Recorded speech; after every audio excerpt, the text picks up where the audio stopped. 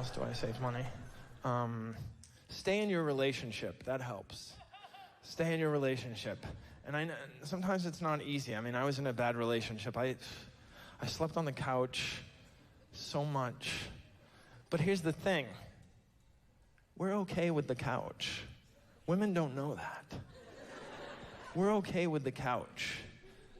I don't know, maybe 100 years ago, the couch was filled with broken glass and upholstered with human hair and burlap. I don't know. But they've made quite a bit of headway in sofa technology over the years. I mean, you wedge yourself into the corner of a good sectional. For tranquility, it's rivaled only by the womb.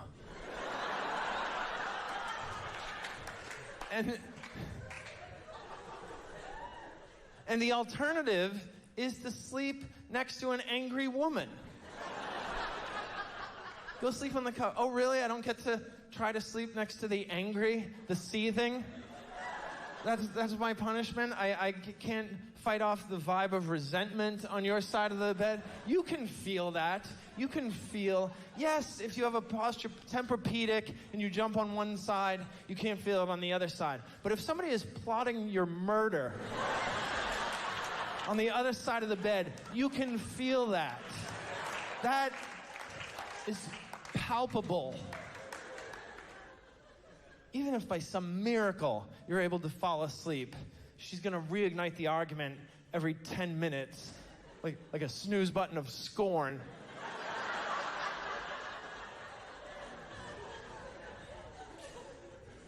Go sleep on the couch. Oh, not the couch. If you're gonna go to the couch, just remember to bring a bed pillow and the old comforter. You don't have to deal with the duvet, it's too heavy. It's like a dentist blanket. And if you like to lie on your back, put your feet up, you wind up with turf toe. It's not worth it. Get the old comforter, the one that's ratty, it's unsightly, but there are always 2 holes down by the toes that you can stick your big toes through and regulate the temperature. I'm warm, but I'm cool.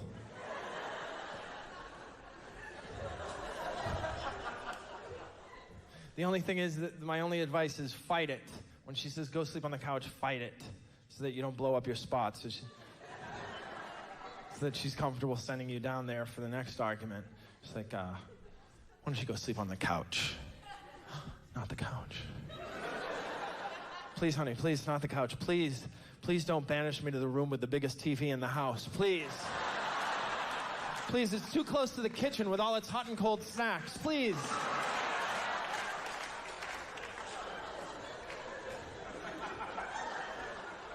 No, I have too many DVDs, Netflix, and on demand. Please don't make me catch up on the NBA Western Conference playoffs, please.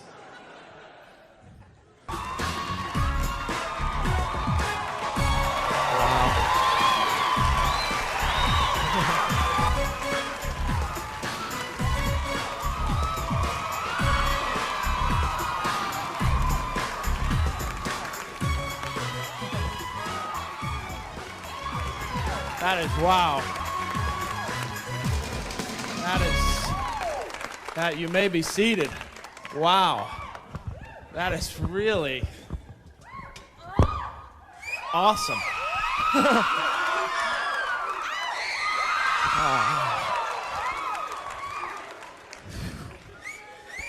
All right. Nice. I always wonder what the audience is thinking when I first come on stage. That was really nice. I always pretend I'm in the audience. I'm like, oh, he's really tall. How tall would you say he is? And is he Jewish or Italian? He looks Jewish, but God, he's so tall. His hair is perfect. I'm sorry, that's what I was thinking. What can I tell you? I don't have a great nose, but God smiled on my head, and I thank him for it. We all have them, some nights where you don't want to go out. Guys, we don't want to go out. We're sitting at home, it's tired, rainy, and then you walk by a mirror on the way to the bathroom, like, oh, I can't stay in tonight. wouldn't be fair to keep this to myself. It would be selfish were I to stay indoors all night. I'm taking my head for a walk. I am a Jewish guy. We weren't raised incredibly religious. My mother taught us everything we knew about being Jewish, and a lot of the stuff turns out it wasn't even, she would say things were against our religion, and it turns out they were just bad for the carpet. Because I scoured the Old Testament looking for something about thou shalt not finger paint, but there was nothing about that. And Moses wandered in the desert for 40 years because he played wiffle ball in the living room. We got a bad holiday, though. We got Hanukkah, which was sort of our answer to Christmas. We were getting killed by Christmas in the gift-giving winter holiday department.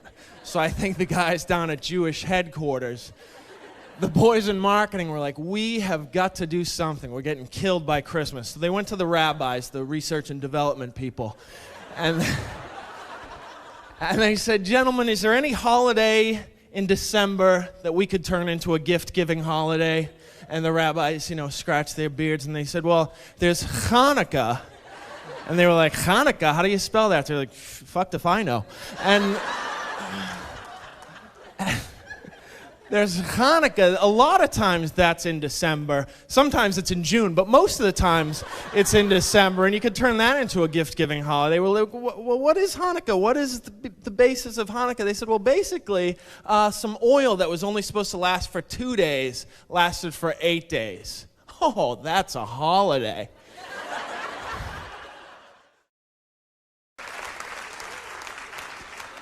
I was kind of late to the lovemaking game because, I've been this tall since I was like 9. So, but I was like 180 pounds lighter. Let that mental photograph develop for a second. I had the physique of a Pez dispenser, and my parents, it was like they were trying to make me uglier, so they put me in braces with that headgear. Oh my God, the headgear. Oh, they should have called it the "You'll Never Get" headgear. That's what they should have called it. Ugly. Wow. But then I finally met somebody later, and she was very sexy. She had a tattoo, which I love, and I wanted her to like me, so I got a tattoo, and it hurt so much. I don't know if you know this. They use a needle now.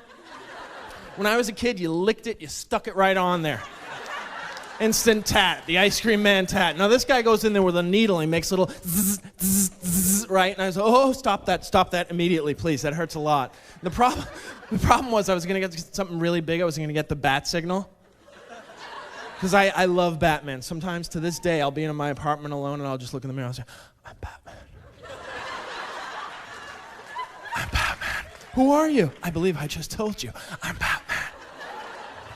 But the bat signal is huge. That would hurt a lot. I mean, this hurt a lot. That hurt a lot. So I talked it over with the guy, and I got something still cool, just small. And you've probably seen these. I got a comma. And, well, it's more of a statement. It means stop. Okay, continue reading. That's what that means. It's tough. You better make sure you really want a tattoo before you get it, because it's permanent.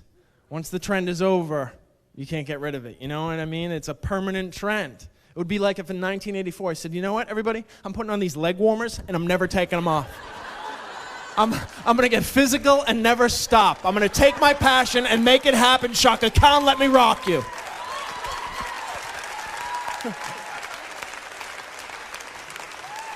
So I'm over this girl's house and we're kissing. We're making out. We're Frenching. And all of a sudden, she looks in my eyes and she whispers. I love it when a woman whispers. I have a little bit of a sexy way of talking. So sometimes I'll talk through clenched teeth like that. and it's so sexy, it doesn't even matter what I say. I was like, baby, when I put into a York peppermint pudding. But this girl, she whispered, and I love it. She said, I'll never forget what she said. She said, I want you. I want you. Isn't that awesome?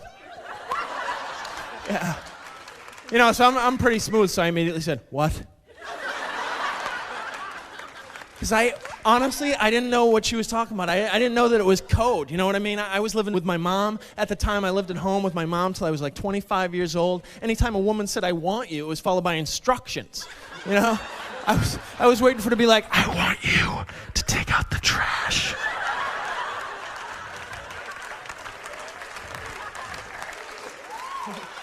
I want you to get a job.